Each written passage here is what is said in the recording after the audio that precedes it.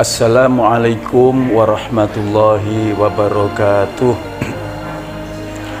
A'udzubillahi minasyaitonir rajim. Bismillahirrahmanirrahim.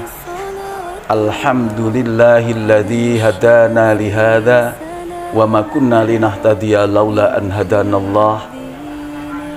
Allahumma shalli wa sallim wa barik ala sayyidina wa maulana Muhammad wa ala alihi wa ashabihi ajma'in, amma ba'du. Qala Allah ta'ala fil Qur'anil azim, a'udzu billahi minasyaitonir rajim, wa ma khalaqtul jinna wal insa illa liya'budun. Bapak Kepala Madrasah Aliyah Negeri 2 Banyuwangi yang kami hormati, Bapak Ibu Dewan Guru beserta karyawan Madrasah Aliyah Negeri Banyuwangi yang kami hormati, anak-anakku sekalian, siswa-siswi Madrasah Aliyah Negeri 2 Banyuwangi yang saya cintai. Pertama, marilah kita panjatkan puji syukur kehadirat Allah Subhanahu wa Ta'ala, karena hanya dengan rahmat-Nya lah pada kesempatan hari ini kita masih diberi kesehatan, kita masih diberi tetap iman Islam, dan kita berharap bahwa nikmat iman ini akan kita bawa ila yaumil qiyamah, sehingga kita akan menjadi orang yang selamat fid dini wad dunya wal akhirah. Amin ya rabbal alamin. Yang kedua, sholawat serta salam semoga tetap terlimpahkan kepada junjungan kita Nabi besar Muhammad sallallahu alaihi wasallam. Anak-anakku sekalian, siswa-siswi Madrasah Aliyah Negeri 2 Banyuwangi yang saya cintai, saya banggakan. Dalam iftitah tadi saya menyampaikan sebuah ayat firman Allah, Bismillahirrahmanirrahim, wa ma khalaqtul jinna wal insa illa liya'budun. Tidak aku ciptakan jin dan manusia, kata Allah, illa liya'budun, kecuali untuk beribadah. Jadi tujuan penciptaan manusia ini adalah untuk beribadah. Kita diciptakan tidak untuk menjadi orang yang kaya.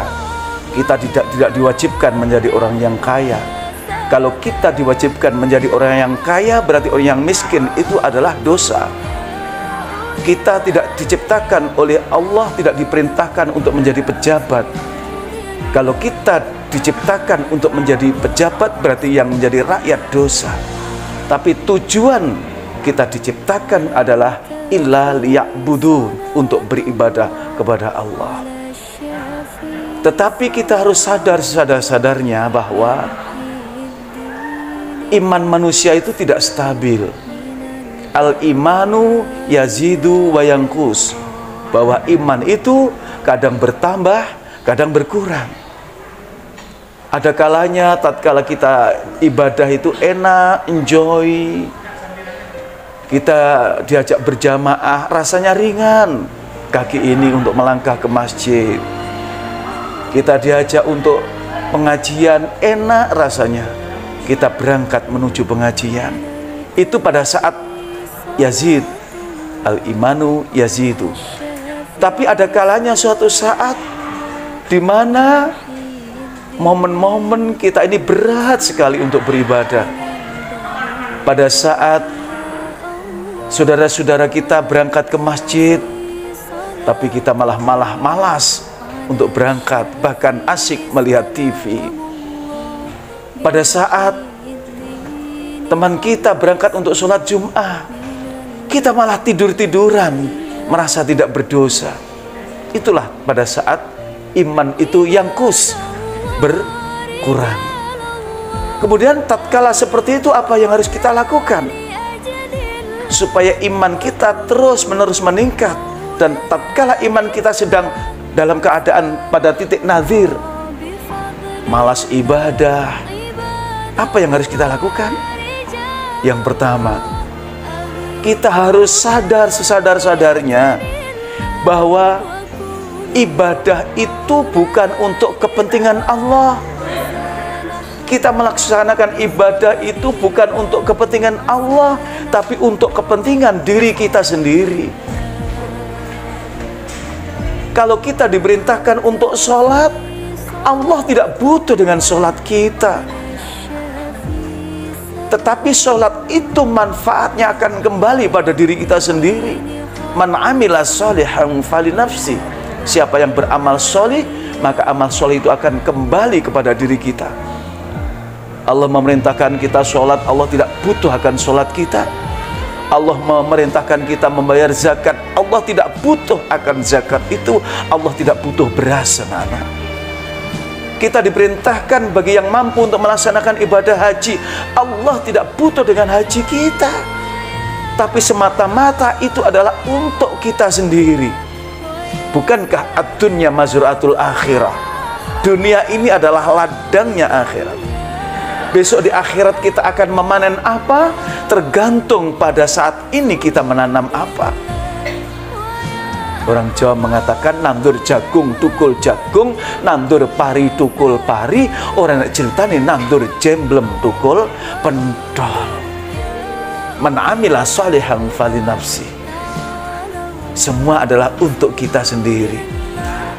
Ini yang pertama. Kita harus sadar, tatkala kita menyadari bahwa ibadah ini adalah untuk kepentingan kita sendiri, baik di dunia maupun di akhirat nanti, maka kita akan dengan enak, kita dengan sadar kita melaksanakan ibadah. Itu yang pertama. Yang kedua,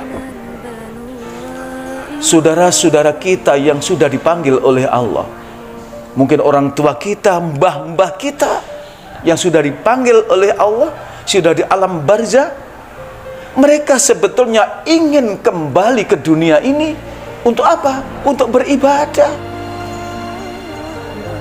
Mereka ingin kembali. Dalam Al-Quran disebutkan, Rabbirji'uni la'ali a'malu salihan fima taraktu. Ya Allah, kembalikan saya ke dunia. Saya akan beribadah, di mana ibadah itu saya tinggalkan tatkala saya masih hidup dulu. Ya Allah, saya akan sholat Jum'ah, ya Allah. Saya akan sholat 5 waktu, saya sholatkan berjamaah kalau saya dikembalikan ke dunia. Orang-orang yang di alam barzah saja kepingin dikembalikan ke dunia untuk beribadah kepada Allah. Kenapa kita yang masih di dunia ini justru tenang-tenang? Oleh karena itu, sisa umur kita ini, kita melihat saudara kita yang di alam barzah ingin dikembalikan ke dunia, sementara kita masih ada di dunia ini. Mari kita gunakan waktu ini untuk beribadah kepada Allah. Sholat kita tingkatkan kualitasnya. Yang nggak berjamaah, silakan berjamaah. Yang selalu ketiduran, alarm dihidupkan. Kadang-kadang kita itu bangunnya jam 4, terjaganya jam 4, tapi bangun jam 6 sehingga sholat subuh ketinggalan. Mari, mumpung kita masih ada di dunia ini. Kemudian yang ketiga, kenapa ya kita malas? Kita harus ingat betapa besar fadilahnya ibadah, misalnya ibadah sholat. Kalau kita tahu fadilah, barokah, pahala ibadah sholat, tatkala kita malas, kemudian kita ingat fadilahnya, maka kita akan termotivasi untuk melaksanakan itu. Dalam hadis disebutkan sholat berjamaah pada saat isya, sholat isya berjamaah, pahalanya ka'annaka atau seperti nisful lail. Maaf hadisnya saya lupa itu. Seperti separuh malam.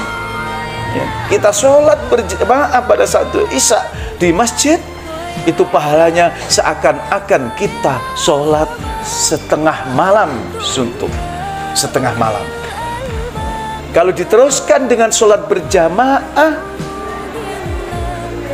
subuh, sholat jamaah isya, kemudian dilanjutkan dengan sholat jamaah subuh, maka pahalanya adalah seakan-akan kita sholat dengan pahala semalam suntuk. Coba, apa kita mampu sholat semalam suntuk?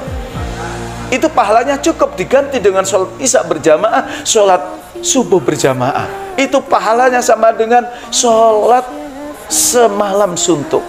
Apa kita mampu sholat semalam suntuk?